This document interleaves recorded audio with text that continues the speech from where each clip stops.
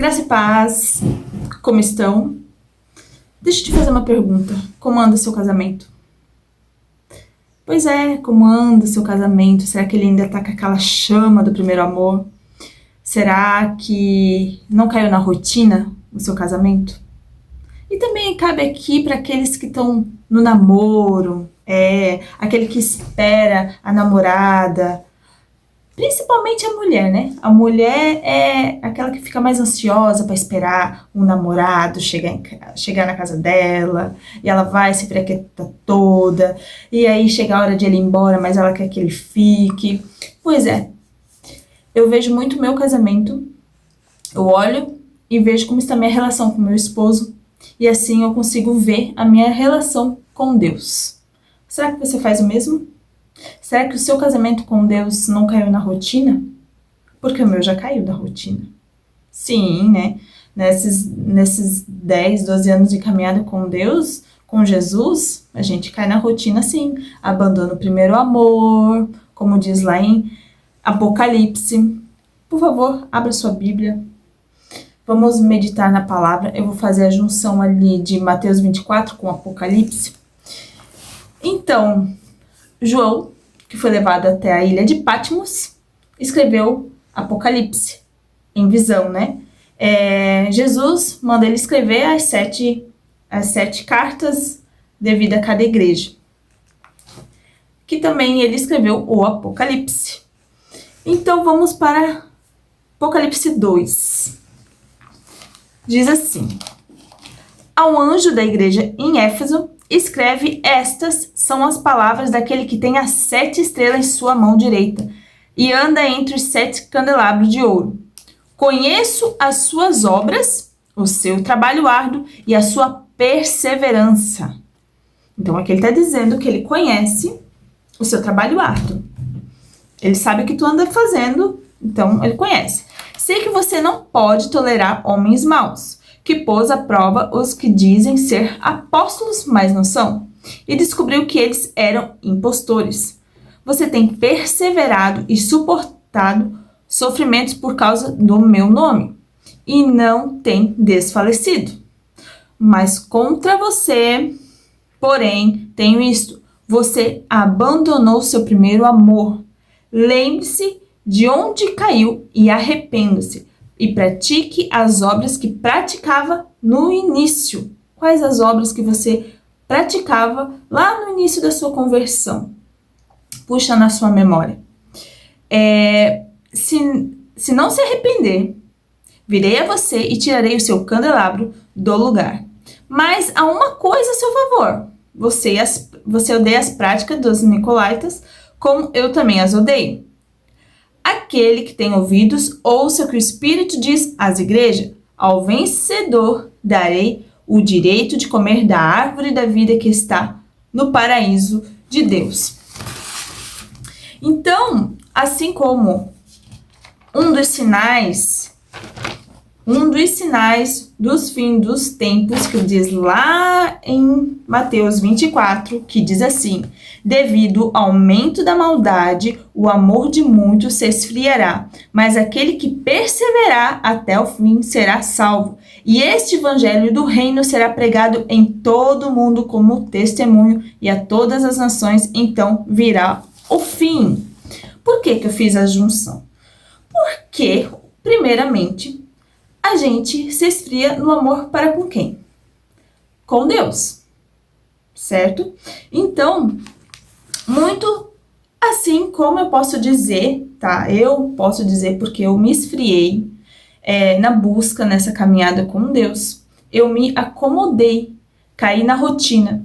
Então, o amor, nesse tempo que a gente está vivendo, a gente começa a tirar o foco daquilo que é buscar as coisas do alto, buscar a presença de Deus, e começa a focar nas coisas terrenas e não ter tanta vontade de ler a Bíblia, de fazer jejum, de tirar o secreto. Então, assim como o seu casamento, será que tem diálogo? Porque agora, no meio com o celular, né? Cada um, será que não fica cada um no seu celular, no seu canto. Aí daqui a pouco acaba o quê? O diálogo, a conversa. Daqui a pouco não tem mais assunto e isso vai o quê? Vai se esfriando também. O amor ali no casamento vai se esfriando. Daqui a pouco tá dois estranhos dentro de casa. Então, um dos sinais dos fins do tempo, o amor de muitos se esfriará. Primeiro, por Deus, né? Por conta do aumento da maldade, porque daí também a gente deixa de se afastando de Deus. Deus não se afasta da gente, a gente que vai se afastando de Deus. Daqui a pouco a gente já não tá mais amando o nosso irmão, né? Porque o nosso coração já começa ali a ir pro lado da carne. Então, primeiro é pelas coisas de Deus. A gente vai abandonando as coisas de Deus. A gente vai abandonando a comunhão com Deus. E olha só, e é um mandamento. Amor de Deus sobre todas as coisas, né? Amar a Deus sobre todas as coisas. É um mandamento. Então, esse é o primeiro amor. E o outro mandamento, que no caso é ame o seu próximo como a ti mesmo. Então, se a gente já tá longe de Deus, já não ama tanto a Deus assim, porque não se interessa pelas coisas de Deus, a gente vai começar a amar o nosso próximo, e ainda eu tô falando amar os inimigos aqui, tá? Porque aquele que eu gosto é fácil de amar. Então, lá em Apocalipse, voltando para Apocalipse, fica no raciocínio aí. Quais obras, atitudes que Jesus está falando aqui? É aquele amor fervoroso. Tenta aí se imaginar como era a sua relação com seu esposo. Sabe aquela paixão assim? Gente, quando eu comecei a namorar, né, com meu esposo, quarta-feira eu já estava na casa dele já. Ou ele já estava indo me buscar na sexta. Por quê? Porque tá naquela paixãozinha ali. Aí vem o quê? A devoção, a dedicação a Deus. Ó, eu tô fazendo a junção, tá? Do esposo para com a esposa, ou assim vice-versa, que é aquela paixãozinha, e assim com Deus. Assim como tem o amor fervoroso ali no início do namoro, tem a dedicação, né? Tu quer agradar o seu namorado, a sua namorada, você quer... O rapaz vai lá, compra bombons, compra chocolate, flores, e a mulher quer fazer um melhor jantar, quer agradar com um café, com um bolo. Só que daí o que acontece depois do namoro? Alguém me diz aí. O que depois acontece do namoro? Caímos quando a gente casa, né? A gente tá ali no namoro. Aí vamos para o casamento. Gente, eu tô casada já há 18 anos, né? Então, casamento, eu sei que não é só flores, tudo lindo, porque não é, né? Então, nesses 18 anos, caímos na rotina. Não é esses 24 horas de amor por dia. Então, só que quem caiu na rotina, como um casamento, assim caímos com Deus, na rotina. Já se acostumamos com a presença de Deus, com o Espírito Santo. Podemos ter obrigação. A gente pode, nesse meio tempo, eu tô de conversão aí, 10 e 12 anos de conversão, as minhas obrigações com a igreja, certo? Porque daí eu sirvo na igreja. Mas daí, e se não tiver amor?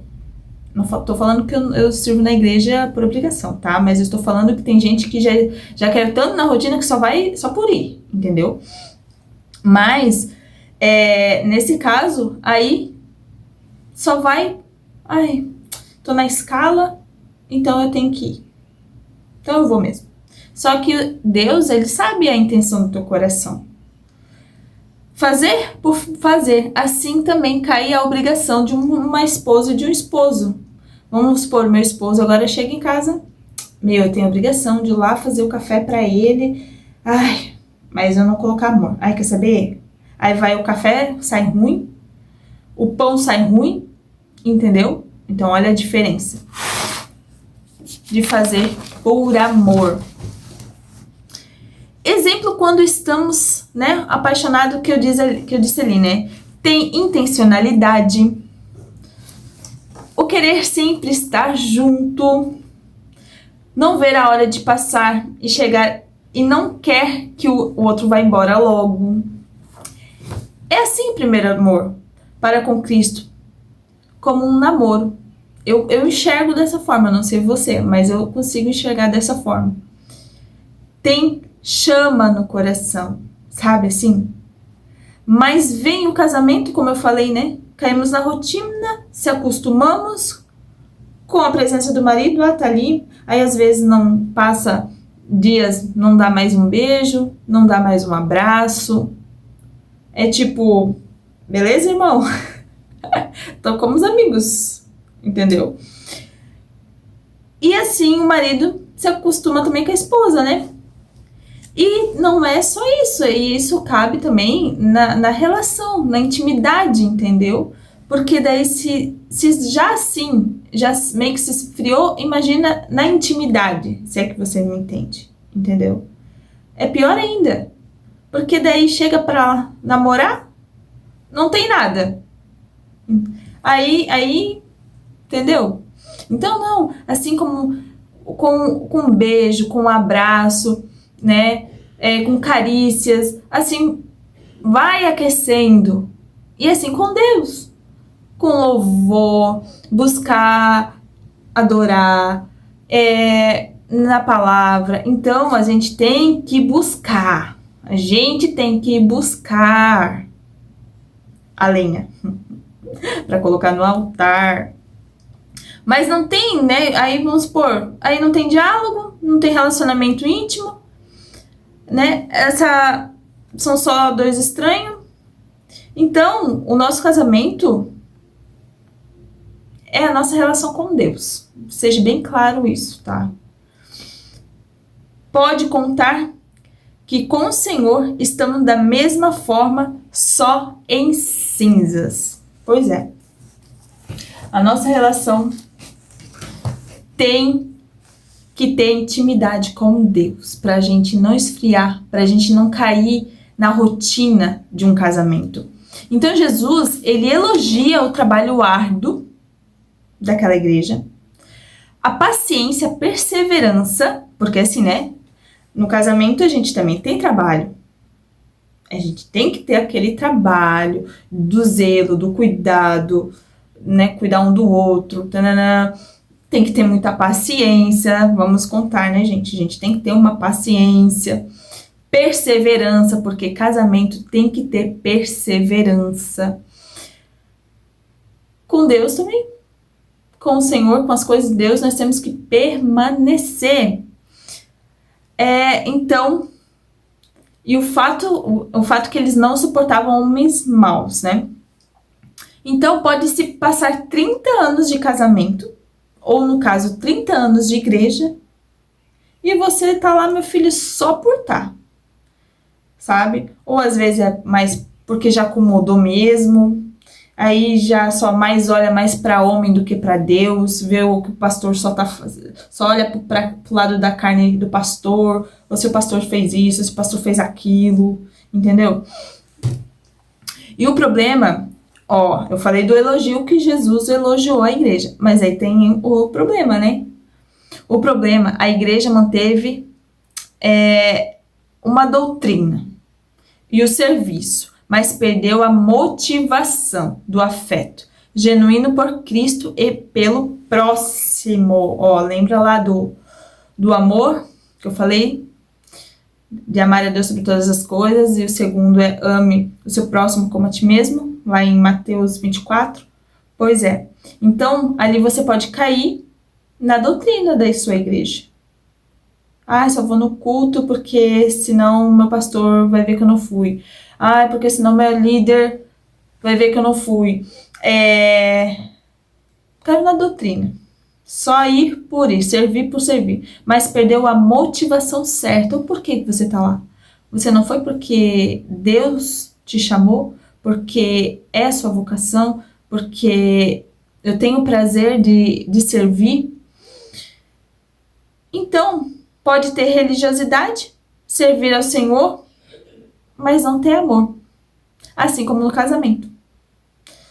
No casamento pode ter os afazeres, as obrigações, um com o outro, e o amor já foi também.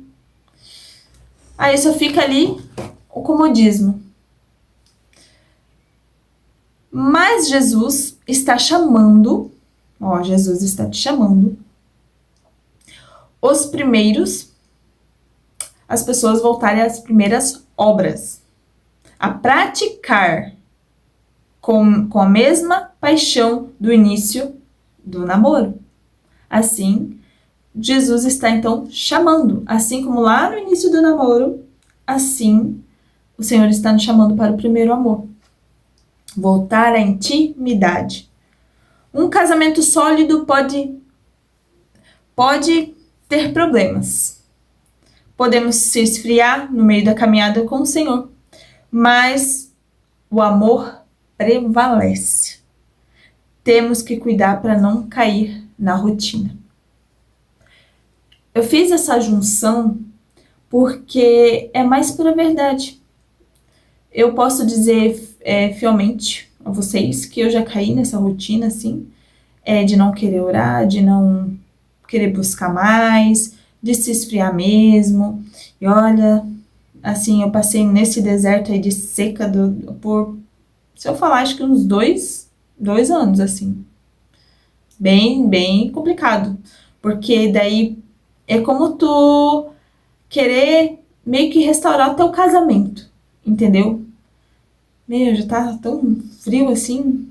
Ai, como é que voltar à intimidade, sabe, aquela paixão do início com o teu marido. É assim, gente. Por isso que a gente vai ter que perseverar. Assim como um casamento de 20, 30, 40, 50, 60 anos, e a gente com Cristo, até o Senhor nos levar, ou se Ele não voltar antes. A gente tem que permanecer. Só que sozinho a gente não consegue.